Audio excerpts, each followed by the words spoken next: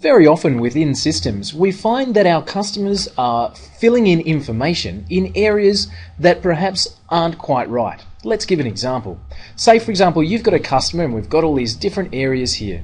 And I've got different fields, but what I really need to know about this particular customer is their birthday, as an example, because I want to be able to send everybody a birthday card.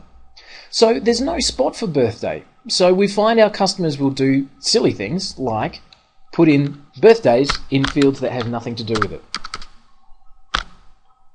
As so. The trouble is, you then can't use that in any productive way.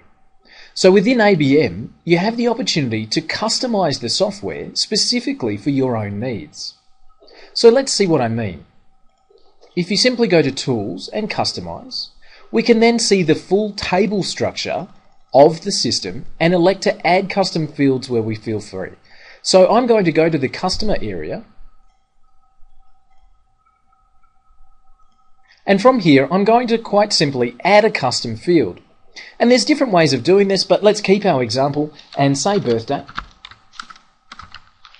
So what I want to do with the birthday is add it as a date field. You'll see that I do have other options there. I can just add a line of text, a multi-line, which is a story that you can have unlimited characters, drop down list box, decimals, yes, no's. I'm going to add a date and let's see. I'm going to put that in a place that we can find it. We'll put it on video training. Okay, and just simply click on OK. As I close and update the database, and then we go back to our customer, and simply any customer now has this area that we call video training. And I can go to the video training and see a birthday field there. There are others that I've obviously created for other demonstrations as well. So I've got the birthday field.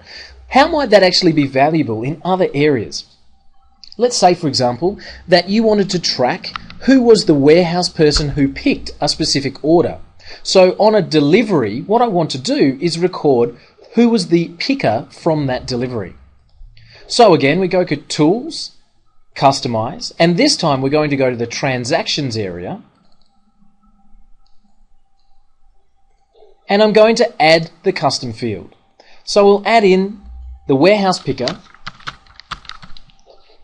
or it could be the consignment note number, or you'll get the point. Warehouse picker, just like that.